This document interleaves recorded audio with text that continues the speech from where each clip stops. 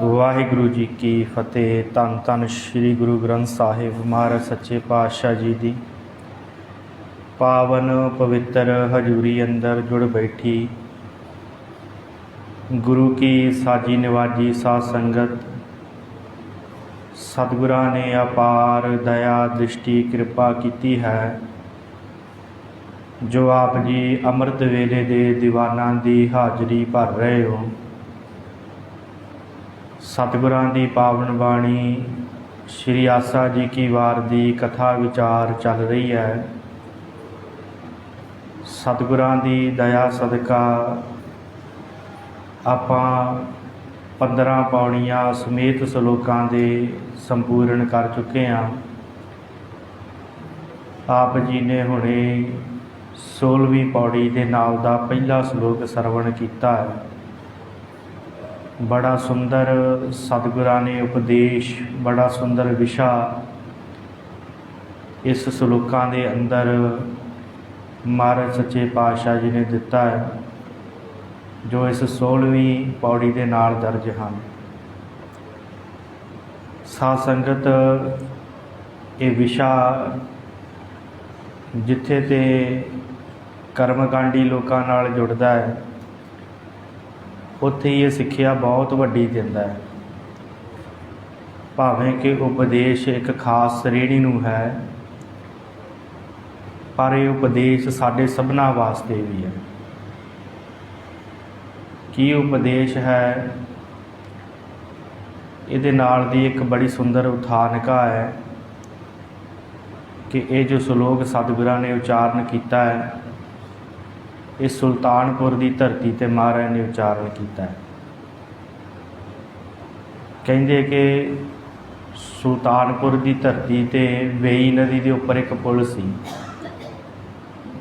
उस पुल के उत्ते एक खत्तरी नूं, क्योंकि इस्लामी राज सी, ते एक खत्तरी नूं उस पुल के उत्ते टैक्स इकट्ठा करने के लिए लाया सी कि जिन्हें भी इस वेई नूं पार करना है पुल के उपर दी, उहदे कोलों टैक्स लिया जाए, उहदे कोलों कर वसूलिया जाए। एक दिन एक गरीब ब्राह्मण किसी वालों दिती हुई एक गऊ नूं लैके आ रहा है।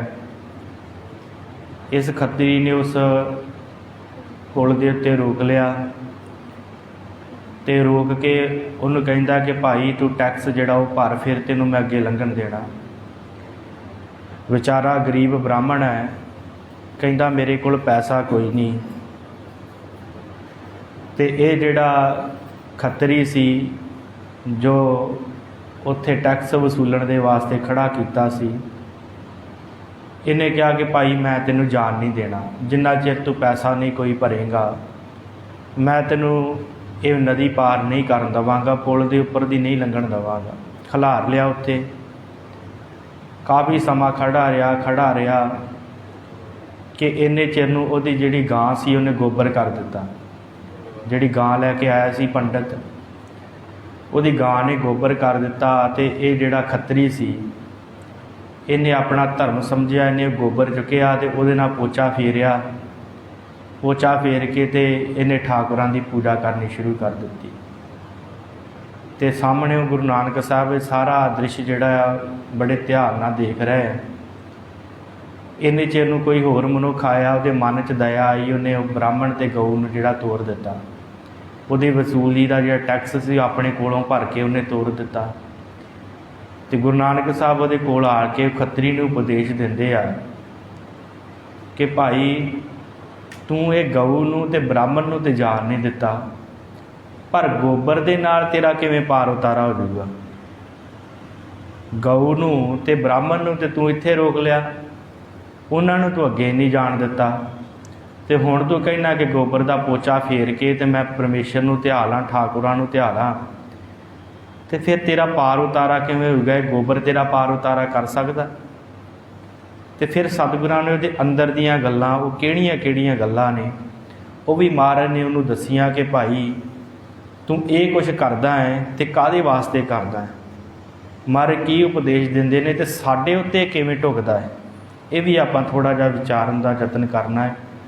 आओ विचारां दी आरंभता तो पहलां गुरबख्शी फतेह नाल सांझ पाइए। आखो जी वाहिगुरू जी का खालसा वाहिगुरू जी की फतेह। वाहिगुरू साहिब जी।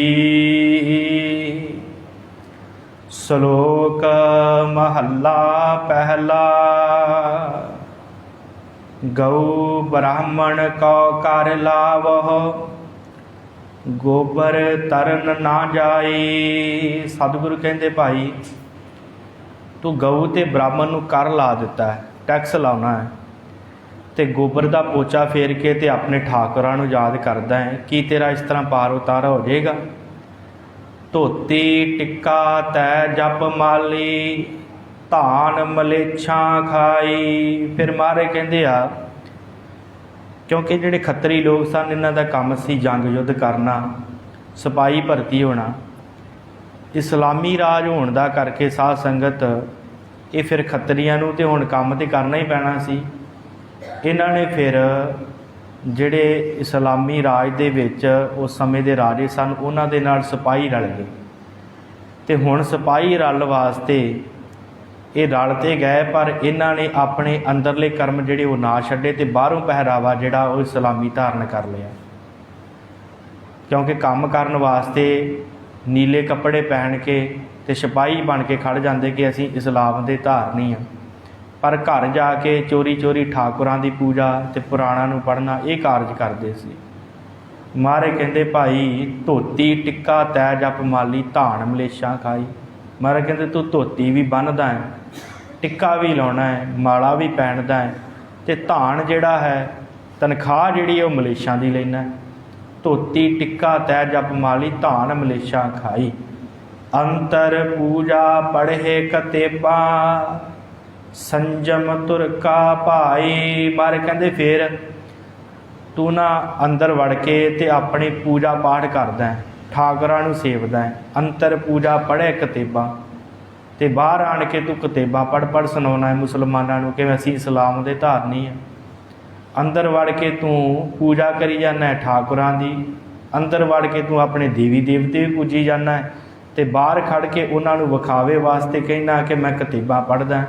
अंतर पूजा पढ़े कतेबा, संजम तुरका भाई। ते जिहड़ी रैत बैत है तू इस्लामी कानून के अनुसार करदा। संजम तुरका भाई, जिहड़ी रैत रखी है नीला चोला पहन के तू इत्थे खड़ा विखावे वास्ते तू अपने आप नूं मुसलमान कह रहा, ते अंदरों तू अंदर वड़ के चोरी चोरी ठाकुरां की पूजा भी करी जाना। छोटी ले पाखंडा, नाम लै जाहे तरंदा। मारे कहते भाई ये छड्ड दे ये जिहड़े पखंड आ। छोटी ले पाखंडा, नाम लै जाहे तरंदा। मारे कहते नाम लएगा तो तां तेरा पार उतारा होगा।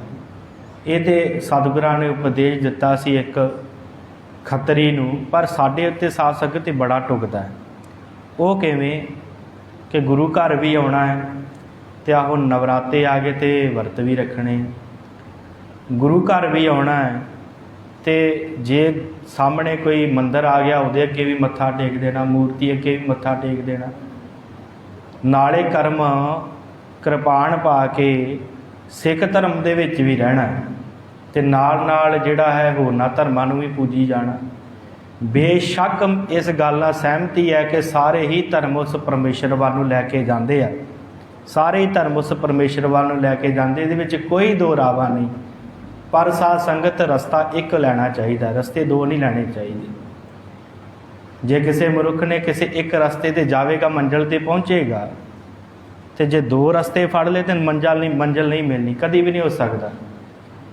क्योंकि कई कहते हैं ना फिर कि सारे एक बराबर ही है बराबर, ये कोई शक नहीं। क्योंकि फिर सतगुरां ने तां ही तो कहा कोई बोले राम राम, कोई खुदा है, कोई शिव है, गुसाइयाँ कोई अल्लाह। जे बराबर है तो महाराज ने कहा, पर रस्ता एक फड़ना पवेगा, मर्यादा एक मननी पएगी।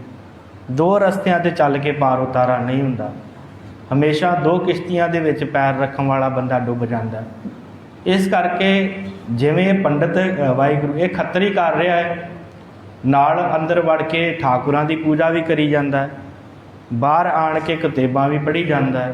इस तरह साडे सिखां दा भी कोई इहो जिहा कारज है कि नाले ते गुरु ग्रंथ साहिब जी की बाणी भी पढ़ी जानी है, ਸ਼ਰਧਾ ਨਾਲ ਮੱਥਾ ਵੀ ਟੇਕਣਾ ਹੈ।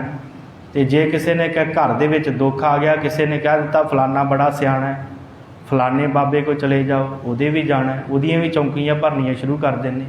ਗੱਲ ਤੇ ਮਾੜੀ ਹੈ ਨਾ ਇਹ। ਤੇ ਫਿਰ ਇਸੇ ਕਰਕੇ ਮਹਾਰਾਜ ਨੇ ਕਿਹਾ ਭਾਈ ਇਹ ਜਿਹੜਾ ਮਨੁੱਖ ਕਰਮ ਕਰਦਾ ਹੈ ਨਾ, ਇਹ ਪਖੰਡ ਛੱਡ ਦੇ, ਛੋਡੀਲੇ ਪਖੰਡਾ ਛੱਡ ਦੇ। ਇਹ ਕਰਮ ਦੋ ਪਾਸੇ ਜਾਣਾ ਛੱਡ ਦੇ, ਇੱਕ ਪਰਮੇਸ਼ਰ ਨੂੰ ਧਿਆ। ਛੋਡੀਲੇ ਪਖੰਡਾ ਨਾਮ ਲਿਆ ਜਾਹੇ ਤਰੰਦਾ। ਨਾਮ ਜਪੇਗਾ ਤੇ ਤੇਰਾ ਪਾਰ ਉਤਾਰਾ ਹੋਵੇਗਾ, ਨਾਮ ਜਪੇਗਾ ਤੇ ਤੇਰਾ ਕੁਛ ਬਣੇਗਾ।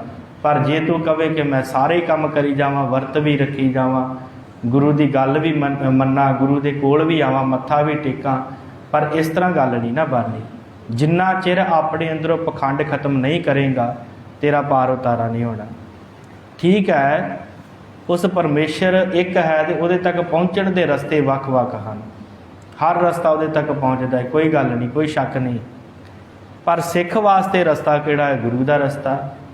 ਤੇ ਜੇ ਸਿੱਖ ਗੁਰੂ ਦੇ ਰਸਤੇ ਤੋਂ ਭਟਕ ਕੇ ਕਿਸੇ ਹੋਰ ਰਸਤੇ ਤੇ ਜਾਈ ਜਾਵੇ ਤੇ ਉਹ ਵੀ ਕਰਮ ਕਾਂਡ ਕਰੀ ਜਾਵੇ ਜਿਹੜੇ ਦੂਸਰੇ ਕਰਦੇ ਆ, ਤੇ ਫਿਰ ਪਾਰ ਉਤਾਰਾ ਥੋੜੀ ਹੈ, ਫਿਰ ਤੇ ਪਖੰਡ ਹੋ ਗਿਆ। ਤੇ ਪਖੰਡ ਦੇ ਨਾਲ ਮਾਰੇ ਕਹਿੰਦੇ ਗੱਲ ਨਹੀਂ ਬਾਨੀ। ਛੋਡੀ ਲੈ ਪਖੰਡਾ, ਛੱਡ ਦੇ ਪਖੰਡ, ਨਾਮ ਲਿਆ ਜਾਹੇ ਤਰੰਦਾ। ਭਾਈ ਸਿੱਖਾ, ਨਾਮ ਜਪ ਤੇਰਾ ਪਾਰ ਉਤਾਰਾ ਹੋਵੇ। ਅੰਦਰੋਂ ਹੋਰ ਬਾਹਰੋਂ ਹੋਰ ਇਸ ਤਰ੍ਹਾਂ ਗੱਲ ਨਹੀਂ ਬਾਨੀ।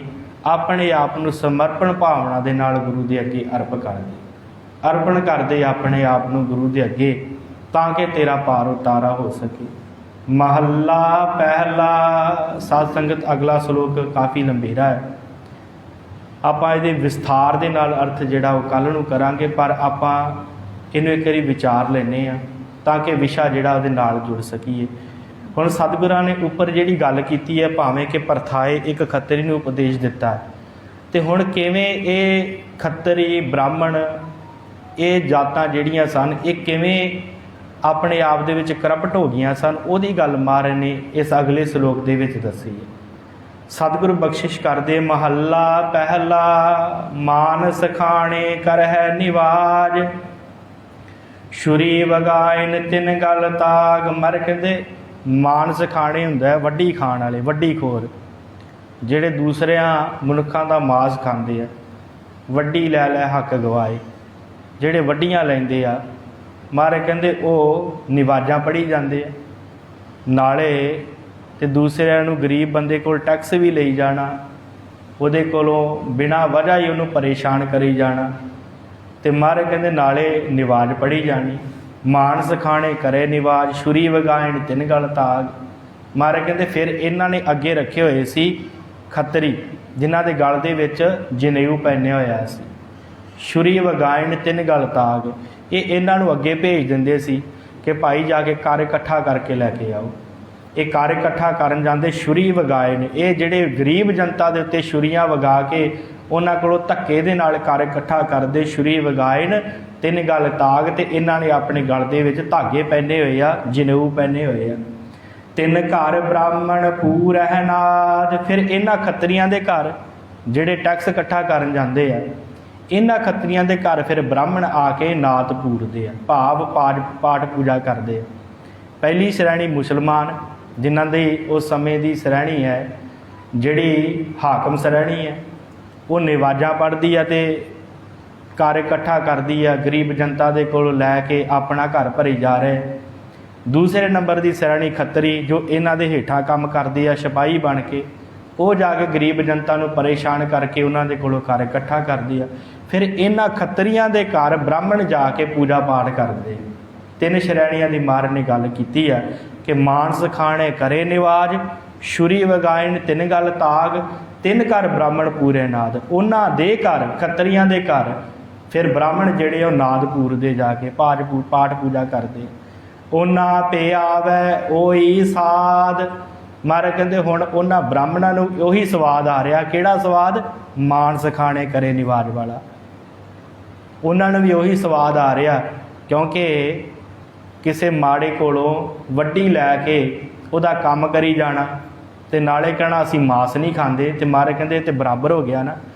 ਹੁਣ ਮੁਸਲਮਾਨ ਜਿਹੜੇ ਆ ਉਹ ਵੱਡੀ ਲੈ ਰਹੇ ਆ, ਤੇ ਖੱਤਰੀ ਜਿਹੜੇ ਆ ਉਹਨਾਂ ਦਾ ਕੰਮ ਕਰ ਰਹੇ ਆ, ਉਹਨਾਂ ਦੇ ਕੋਲੋਂ ਤਨਖਾਹ ਲੈ ਕੇ ਧੱਕੇ ਦੇ ਨਾਲ ਵੱਢੀ ਲੈ ਰਹੇ ਆ, ਧੱਕੇ ਦੇ ਨਾਲ ਕਰ ਇਕੱਠਾ ਕਰ ਰਹੇ ਆ। ਫਿਰ ਉਸ ਤੋਂ ਬਾਅਦ ਤੀਸਰੀ ਸ਼੍ਰੇਣੀ ਬ੍ਰਾਹਮਣ ਉਹਨਾਂ ਦੇ ਘਰ ਜਾ ਕੇ ਪਾਠ ਪੂਜਾ ਕਰਦੇ ਆ ਤੇ ਮਾਰ ਕੇ ਤਿੰਨਾ ਪਿਆਵੇ ਉਹੀ ਸਵਾਦ। ਜੇ ਤੂੰ ਕਹਿਣਾ ਮੈਂ ਮਾਸ ਨਹੀਂ ਖਾਂਦਾ ਬ੍ਰਾਹਮਣ ਹੋ ਕੇ, ਪਰ ਇਹ ਗੱਲ ਜ਼ਰੂਰ ਜਾਣ ਲਈ ਕਿ ਜਿਹੜੀ ਵੱਡੀ ਵਾਲੇ ਪੈਸੇ ਉਹੀ ਤੈਨੂੰ ਪਾਠ ਪੂਜਾ ਦੇ ਧਾਨ ਦਿੰਦੇ ਆ।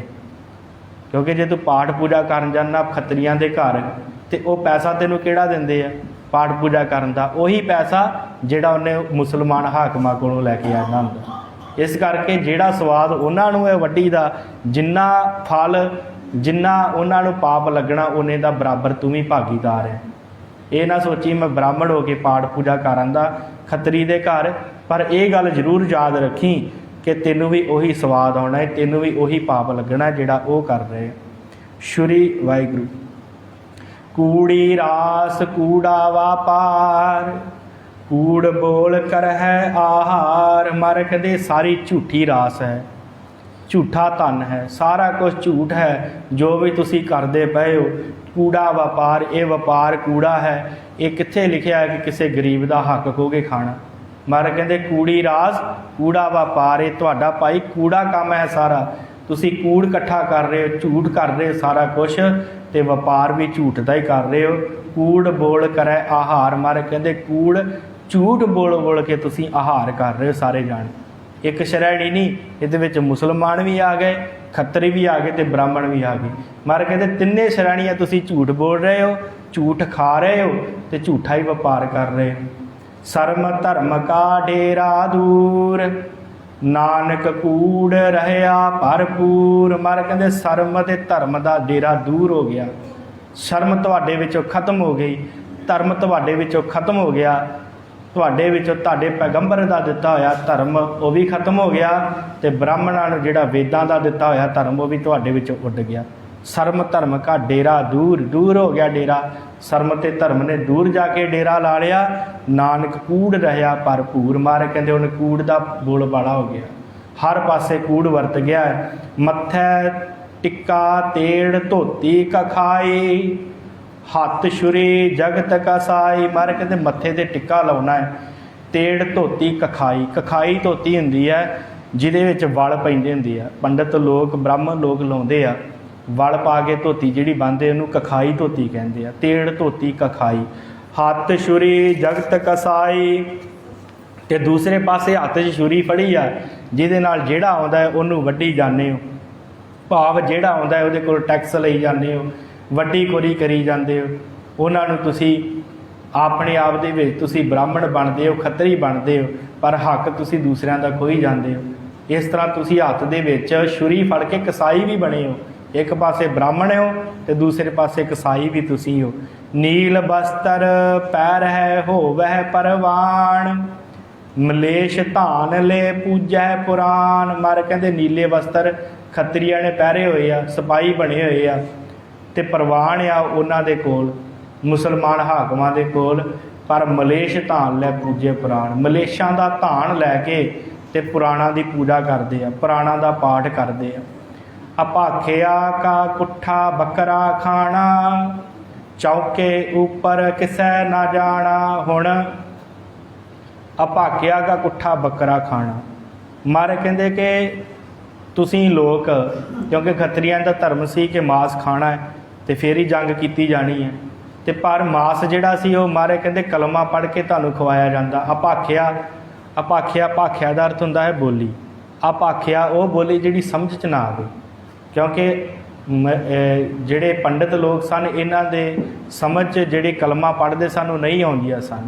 ਇਸ ਕਰਕੇ ਮਾਰ ਨੇ ਭਾਖਿਆ ਸ਼ਬਦ ਵਰਤਿਆ ਕਿ ਉਹ ਕਾਜੀ ਆਣ ਕੇ ਕਲਮਾ ਪੜ੍ਹ ਕੇ ਬੱਕਰਾ ਹਲਾਲ ਕਰਦਾ ਹੈ ਤੇ ਤੁਹਾਨੂੰ ਉਹ ਖਾਣਾ ਪੈਂਦਾ ਹੈ। ਅਭਾਖਿਆ ਕਾ ਕੁੱਠਾ ਬੱਕਰਾ ਖਾਣਾ, ਕਹਿੰਦੇ ਹੋ ਤੁਸੀਂ ਆਪਣੇ ਆਪ ਨੂੰ ਖੱਤਰੀ, ਤੇ ਜਿਹੜਾ ਬੱਕਰਾ ਹੈ ਉਹ ਤੁਸੀਂ ਕਲਮਾਂ ਪੜ੍ਹੀਆਂ ਵਾਲਾ ਖਾਂਦੇ ਹੋ, ਜਿਹਦੇ ਗਲ ਦੇ ਵਿੱਚ ਹੌਲੀ ਹੌਲੀ ਛੁਰੀ ਵਗਾਈ ਜਾਂਦੀ ਹੈ। ਅਭਾਖਿਆ ਕਾ ਕੁੱਠਾ ਬੱਕਰਾ ਖਾਣਾ, ਚੌਕੇ ਉੱਪਰ ਕਿਸੇ ਨਾ ਜਾਣਾ। ਫਿਰ ਘਰ ਆ ਕੇ ਚੌਂਕਾ ਲਿਪ ਕੇ ਕਹਿੰਦੇ ਹੋ ਕਿ ਸਾਡੇ ਚੌਂਕੇ 'ਤੇ ਕੋਈ ਨਾ ਆਵੇ, ਅਸੀਂ ਪ੍ਰਸ਼ਾਦਾ ਬਣਾਉਣ ਲੱਗੇ ਹਾਂ, ਸਾਡੇ ਚੌਂਕੇ ਲਾਗੇ ਕੋਈ ਸ਼ੂਦਰ ਨਾ ਆਵੇ, ਕੋਈ ਛੋਟੀ ਜਾਤ ਵਾਲਾ ਨਾ ਆਵੇ। ਦੇ ਕੇ ਚੌਕਾ ਕੱਢੀ ਕਾਰ, ਉੱਪਰ ਆਏ ਬੈਠੇ ਕੂੜਿਆਰ। फिर महाराज कहते साफ करके चौंका चंगा बना के फिर उत्थे कारां कढ़ दिओ, भाव साफ सफाई करके बड़े तरीके दे नाल उत्थे पोचा फेर दिओ। फिर उन्हां दे उत्ते मलेश तुहाडे घर आउंदे खाण पीण करन वास्ते, उपर आए बैठे कुड़ियार। माड़े बंदे ने तुसीं लागे नहीं लगन दिंदे कि शूद्र साडे लागे ना लगे, साडा अन्न पानी भिट जावेगा। पर ਜਿਹੜੇ ਝੂਠੇ ਲੋਕ ਆ, ਜਿਹੜੇ ਮਲੇਸ਼ ਲੋਕ ਆ, ਉਹ ਤੁਹਾਡੇ ਕੋਲ ਆ ਕੇ ਕੂੜੇਆਰ ਤੁਹਾਡੇ ਕੋਲ ਆ ਕੇ ਬੈਠਦੇ ਆ, ਉਹਨਾਂ ਨੂੰ ਤੁਸੀਂ ਉਸੇ ਚੌਂਕੇ ਚੁੱਲ੍ਹੇ 'ਤੇ ਬਣਾ ਕੇ ਖਵਾਉਂਦੇ ਜੀ। ਇਹ ਤੁਹਾਡਾ ਕੋਈ ਧਰਮ ਥੋੜ੍ਹੀ ਹੈ। ਉੱਪਰ ਆਏ ਬੈਠੇ ਕੂੜੇਆਰ, ਮਤ ਪਿੱਟੈ ਵੇ ਮਤ ਪਿੱਟੈ, ਇਹੋ ਅੰਨ ਅਸਾਡਾ ਫਿੱਟੈ। ਮਾਰੇ ਕਹਿੰਦੇ ਜੇ ਕੋਈ ਹੋਰ ਮਨੁੱਖ ਤੁਹਾਡੇ ਲਾਗੇ ਆ ਜਾਵੇ, ਉਹਨੂੰ ਕਹਿੰਦੇ ਪਰੇ ਹੋ ਜਾ, ਭਿੱਟ ਨਾ ਦੇਈ ਸਾਡਾ ਰਾਸ਼ਨ, परे हो जा, साडे लागे ना लगी। मत पिट्टा वे मत पिट्टा, ये अन्न साडा फिट्टा, साडा अन्न खराब हो जाएगा, तू साडे लागे ना लग। इस तरह मारे कहते तुसीं कहंदे हो तन फिट्टा फेड़ करेन, मन झूठा चुली परेन। पर सतगुरु कहते तुहाडा तन तो पहलों फिट्टिया पिया, तन फिट्टा फेड़ करेन, विकारां विच लगे होण करके वड्डी लैके तुसीं अपना तन पहलों ही फिट लिया। तन फिट्टा फेड़ करेन, मन झूठा चुली भरेन। हुण काहदियां चूड़ियां भर के वार वार चूड़ी करदा कि सुच्चा हो जा। मारे कहंदे इस तरह सुच्चा नहीं होया जाना, इस तरह वड्डी लैके हक गवा के इस तरह तू सुच्चा नहीं होना। मन झूठा चुली भरेन, कहो नानक सच धियाईऐ, सुच होवै तां सच पाईऐ। मारे कहंदे कहो नानक सच धियाईए, भाई सच्चे परमेश्वर नूं धिया जे सुच्चा होना ही। ते कहो नानक सच धियाईऐ, सुच होवै तां सच पाईए। फिर तेरे अंदर वो सच्चा परमेश्वर आएगा, फिर तू सुच्चा होएगा जे तू उन्हें सिमरेगा। वड्डी लैके हक गवा दूसरियां दा खोह के खाण दे नाल तू सुच्चा नहीं होना।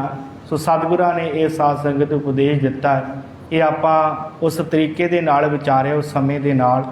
कल नूं आपां यही सलोक जिहड़ा है अज दे समय ते साडे उत्ते किवें ढुकदा है, किवें साडे जीवन दे विच सारियां वास्ते किवें साझा उपदेश बनदा है, इसे सलोक तो आपां कल विचार विस्तार दे नाल आरंभ करांगे।